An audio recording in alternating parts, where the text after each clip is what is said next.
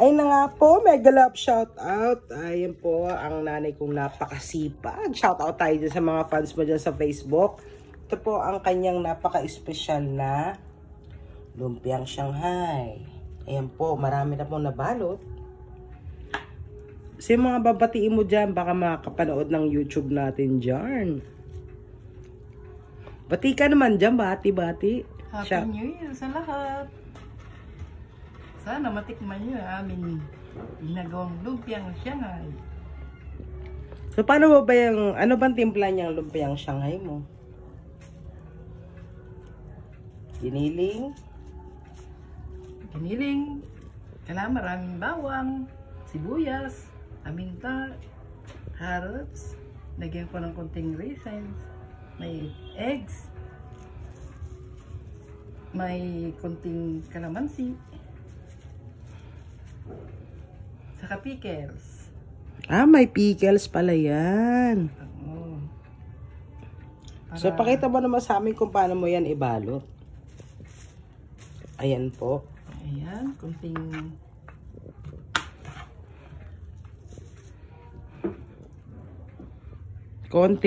laman. konting kutsara.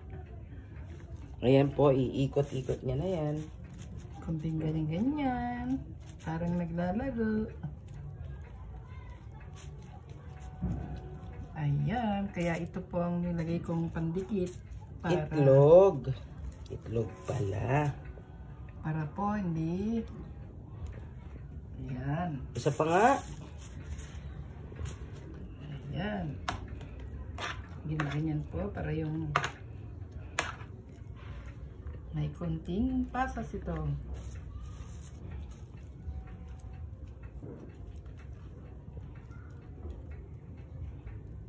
Ay, nilagyan ko para to ng kunting kinchay. Yung iba kasi ayaw ng may kinchay, pero kami po gusto namin may kinchay.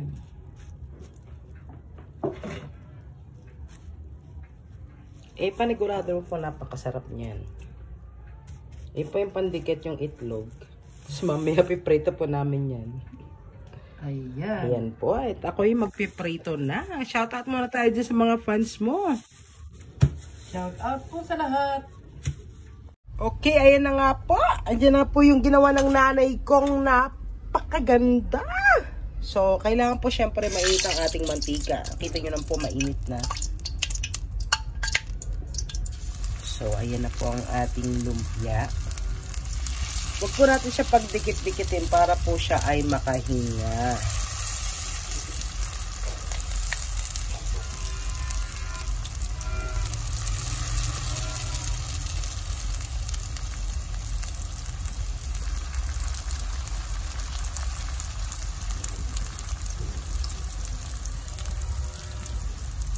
So, 5, mga 6 ba? O, ayan. Kasya na po.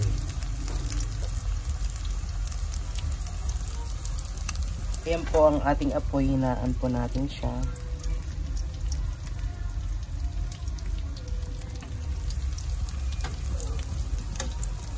Medyo mabilis kasing maluto ang lumpia. Kaya make sure na babantayan mo sila.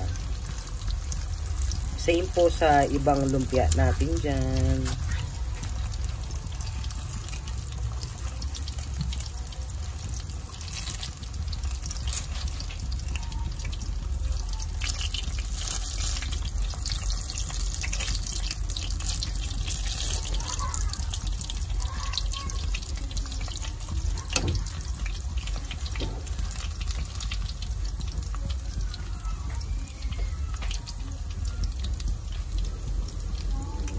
Kung mapapansin nyo, iba maunang maluto. Depende kasi minsan di pantay yung apoy, di ba?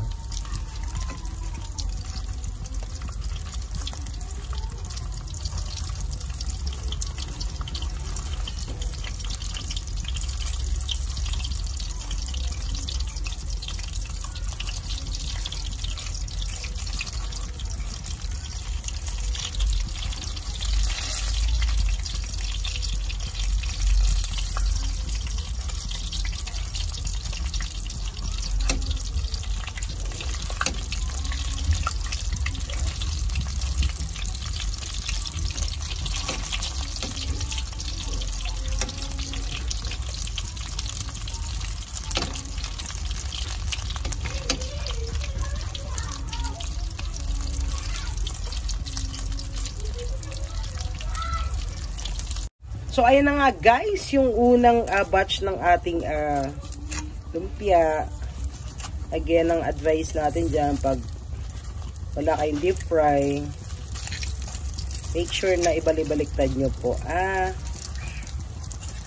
para magpantay yung luto nung, kasi may karne yan sa loob eh.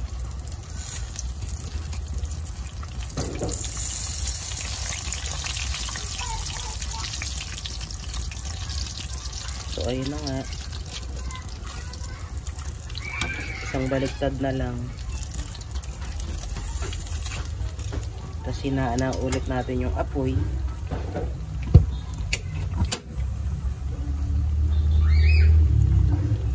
Ayan. Mga isa pa.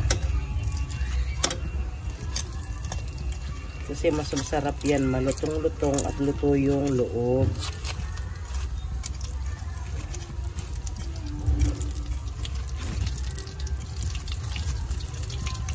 Diba? Saan ka pa? So, ayun na nga guys. Luto na ating first batch. Baka mainip naman kayo pag na-finish natin yung all batches. So, ayan po. Meron pa tayong second batch. So, mas masarap yan kapag na-drain po yung pinakamantika niya. So, kung meron kayong strainer, mas maganda.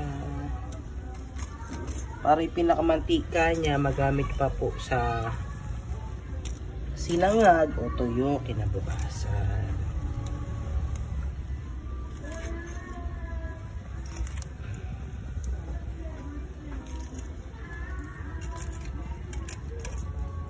Yung isa medyo natusta natin ng konti. So, yung second batch, kasi for sure mahina na yung, malakas na yung, mainit na yung mantika. Ayan po.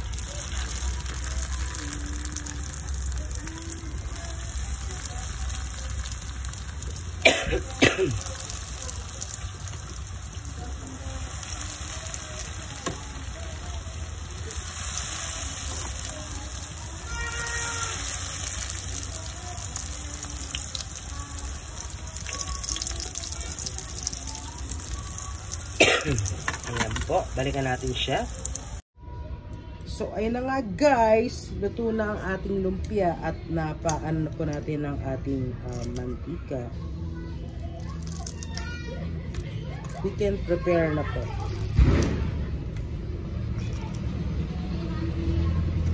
Sabi nga nila sometimes, kahit gano'n kasimpleng ulam mo, preparation is the key.